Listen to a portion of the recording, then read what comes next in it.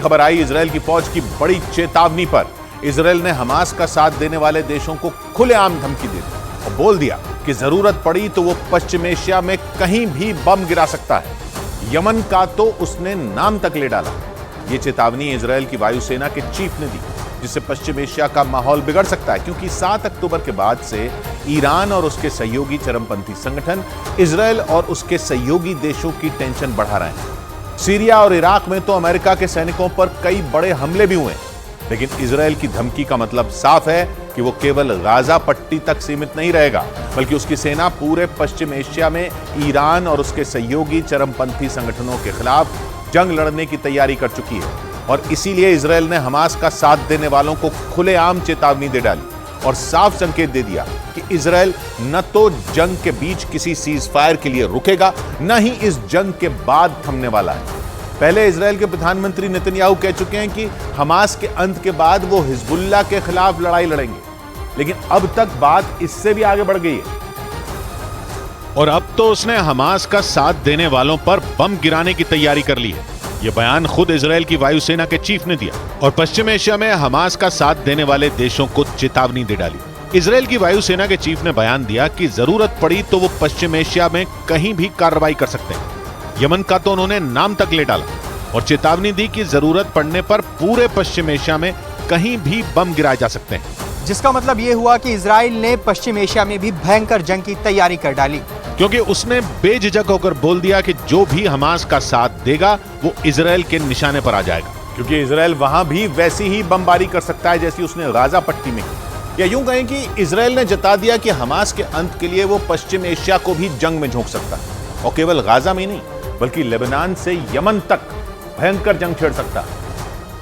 क्योंकि 7 अक्टूबर के बाद से पश्चिम एशिया में इजरायल के खिलाफ ऐसा माहौल बना कि लगने लगा कि ये लड़ाई यहूदी बनाम मुस्लिम देश हो गई, क्योंकि इजरायल पर लेबनान, सीरिया और जॉर्डन जैसे मुस्लिम देशों से हमले का खतरा मंडराने लगा। ईरान ने खुलकर धमकी भी दी थी कि अगर गाजा पर हमले नहीं रुके तो इजरायल पर चौतरफा हमले होंगे और जंग के कई मोर्चे खुल जाएंगे। लेकिन इजरायल ईरान की धमकी से नहीं डरा, उल्टा उसने गाजा में हमले और तेज कर दिए।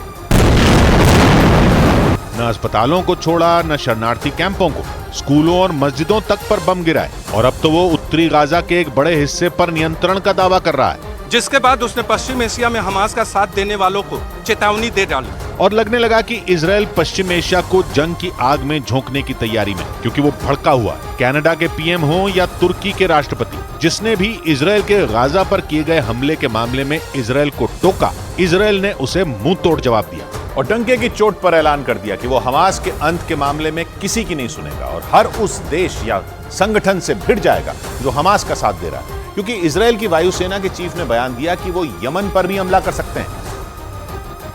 क्योंकि पिछले कुछ हफ्तों से यमन से इजरायल पर मिसाइलें दागी जा रही हैं। उसने दक्षिणी इजरायल के एलर्ट शहर में लड़ाकू ड्रोन भेजने का भी दावा किया था, जिनमें एक ड्रोन तो एलर्ट शहर की एक इमारत से टकरा भी गया था, जिसके बाद इजरायल ने लाल सागर में अपना जंगी जहाज भेज दिया था। उसका एरो 3 मिसाइल डिफेंस सिस्टम भी तैनात कर दिया गया था, जिसका मतलब यह हुआ कि इजरायल लाल सागर की ओर से आने वाले खतरों के लिए सावधान हो गया और अब तो वो यमन पर पलटवार के संकेत दे रहा है, या यूं कहें कि वो हूथी लड़ाकों से लड़ने की तैयारी में है, क्योंकि यमन में सक्रिय हूथी लड़ाकों ने ही इजरायल पर मिसाइल अटैक की जिम्मेदारी ली थी। जिसके बाद इजरायल ने भी उन्हें सबक सिखाने का मन बना लिया, क्योंकि हूथी विद्रोही हमास के साथ खड़े हैं। उन्होंने इजरायल को गाजा में हमले न रोकने पर मिसाइल अटैक तेज करने की धमकी भी दी थी और इसीलिए इजरायल ने खुलकर चेतावनी दी कि वो यमन पर भी बमबारी कर सकता है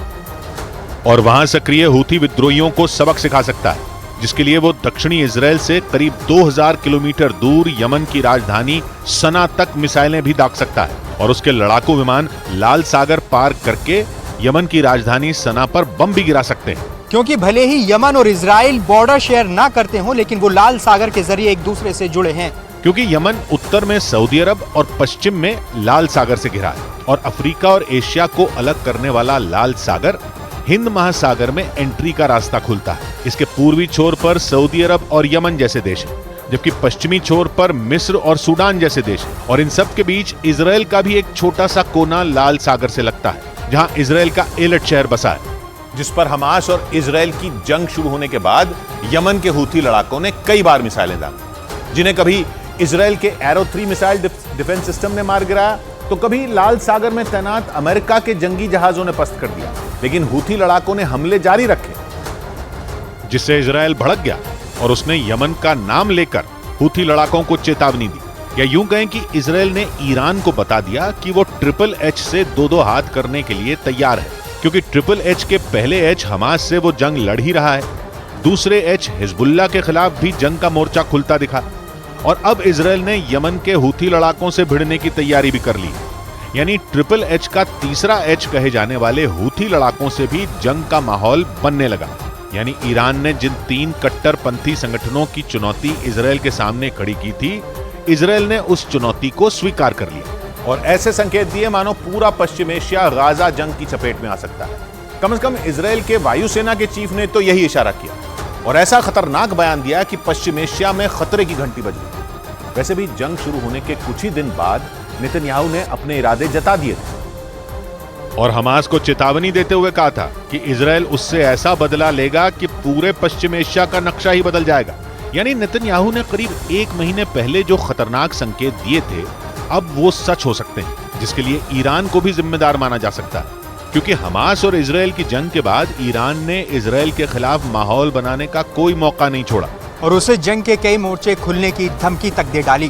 क्योंकि माना जा रहा है कि इस जंग की आड़ में ईरान पश्चिम एशिया का नेता बनने के चक्कर में। वो अलग बात है कि उसके इस मंसूबे पर कुछ मुस्लिम देश ही पानी फेरते दिखे, क्योंकि ईरान चाहता है कि पश्चिम एशिया के मुस्लिम देश इजराइल का बहिष्कार कर दें, उससे सारे रिश्ते तोड़ दें। लेकिन सऊदी अरब, संयुक्त अरब अमीरात और कतर समेत 7 मुस्लिम देश ऐसा नहीं चाहते, क्योंकि वो ईरान को मुस्लिम देशों का नेता नहीं बनने देना चाहते और इसीलिए उन्होंने ईरान का इजराइल के बहिष्कार का प्रस्ताव ठुकरा दिया और इजराइल से बातचीत का रास्ता खुला रखा। ये दावा इजराइल के मीडिया ने किया। पिछले हफ्ते सऊदी अरब की राजधानी रियाद में 57 मुस्लिम देशों के बड़े नेता इकट्ठा हुए थे, जिनमें पहली बार सऊदी अरब पहुंचे ईरान के राष्ट्रपति इब्राहिम रईसी भी शामिल थे। उन्होंने पूरी कोशिश की थी कि गाजा की जंग के मुद्दे पर मुस्लिम देश इजराइल के खिलाफ खड़े हो जाएं, इजराइल का बहिष्कार कर दें और उस पर तेल और आर्थिक प्रतिबंध लगाएं। लेकिन सऊदी अरब, संयुक्त अरब अमीरात और कतर जैसे देशों ने ईरान का प्रस्ताव पास ही नहीं होने दिया, क्योंकि इन देशों को चिंता है कि गाजा की जंग ईरान को पश्चिम एशिया में मुस्लिम देशों का नेता बना देगी, जिसके बाद पश्चिम एशिया में शिया सुन्नी का झगड़ा भड़क सकता है, जिससे सऊदी अरब और संयुक्त अरब अमीरात जैसे सुन्नी देशों का नुकसान हो सकता है, क्योंकि ईरान में शिया मुसलमानों की आबादी ज्यादा है और हिजबुल्लाह और हूथी लड़ाकों जैसे शिया कट्टरपंथी संगठनों को ईरान का समर्थन हासिल है। और माना जा रहा है कि इसी बात ने सऊदी अरब को ईरान के खिलाफ खड़ा कर दिया, जिससे ईरान पर दबाव बढ़ सकता है और इजराइल ने तो उसकी परेशानी बढ़ाने की तैयारी कर ली। जबकि एक दिन पहले ही खबर आई थी कि ईरान ने गाजा में अपनी सेना भेजने से इनकार कर दिया और हमास से कहा था कि वो ईरान को इस जंग में न घसीटे, क्योंकि हमास ने ईरान को 7 अक्टूबर के हमले के बारे में नहीं बताया था। ये दावा ईरान के अधिकारियों ने किया था, जिसके बाद अटकलें लगी कि ईरान इस जंग में हमास का साथ छोड़ सकता है। लेकिन इजराइल को ईरान की बात पर रत्ती भर यकीन नहीं है, इसीलिए उसने पश्चिम एशिया में अपनी ताकत दिखाने का ऐलान कर दिया और संकेत दिए कि पश्चिम एशिया में वो उन देशों पर बमबारी कर सकता है जहां ईरान के ठिकाने हैं और जहां से इजराइल पर हमले हो सकते हैं। माना जा रहा है कि इजराइल का इशारा उसके पड़ोसी देशों लेबनान, जॉर्डन, सीरिया और इराक की ओर था, क्योंकि इन देशों में ईरान किसी न किसी रूप में बैठा है और इसीलिए ये देश इजराइल के निशाने पर आ सकते हैं। यानी इजराइल इन देशों को ईरान का साथ देने की सजा दे सकता है, क्योंकि ईरान बार बार पलट रहा है। दूसरी तरफ ईरान भी इजराइल के खिलाफ किसी बड़ी तैयारी में। इसके संकेत तब मिले जब ईरान एक दिन पहले हमास की मदद से पीछे हट गया और उसके बाद उसके पलटने की खबर आई,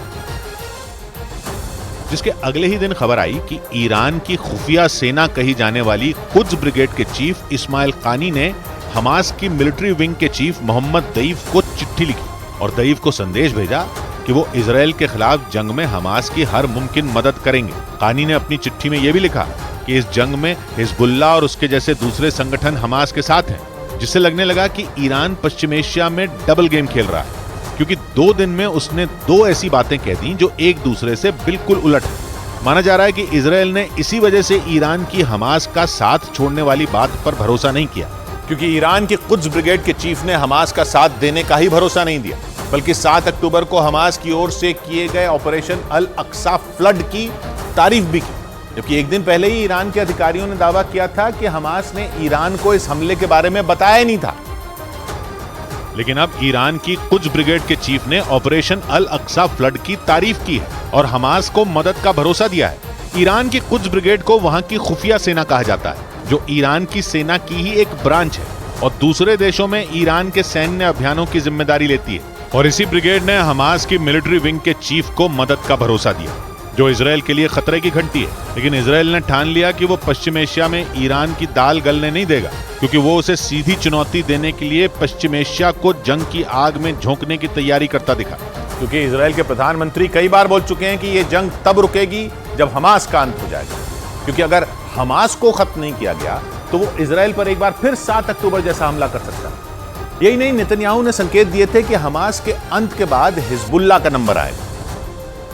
क्योंकि हमास और हिजबुल्लाह दो ऐसे कट्टरपंथी संगठन हैं जो सालों से इसराइल के सिर का दर्द बने हुए हैं। हिजबुल्लाह से इसराइल की जंग भी हो चुकी है, लेकिन 7 अक्टूबर को इसराइल में जो हुआ वो वहां के इतिहास का सबसे खतरनाक हमला था, जिसमें हमास के लड़ाकों ने करीब 1200 लोगों को मौत के घाट उतार दिया था। वो 200 से ज्यादा लोगों को बंधक बनाकर ले गए थे, जिन्हें छुड़ाने के लिए इसराइल ने गाजा में शवों का ढेर लगा दिया, ऊंची ऊंची इमारतों को पलक झपकते ही उड़ा दिया और गाजा शहर के एक बड़े हिस्से की हालत शमशान जैसी कर दी। इसी दौरान उत्तरी इसराइल में भी जंग का माहौल बनता दिखा, क्योंकि ईरान के समर्थन वाले हिजबुल्लाह ने इसराइल पर मिसाइलें दागी, जिसके बाद इसराइल ने संकेत दिया कि हमास के अंत के बाद हिजबुल्लाह का नंबर आएगा और इसराइल हिजबुल्लाह की जड़ें भी काट देगा। 2 दिन पहले आए नेतन्याहू के बयान से तो यही संकेत मिले, या यूं कहें कि इसराइल धीरे धीरे उन संगठनों को खत्म करने की तैयारी में है जो पश्चिम एशिया में ईरान की ढाल बनकर लड़ रहे हैं।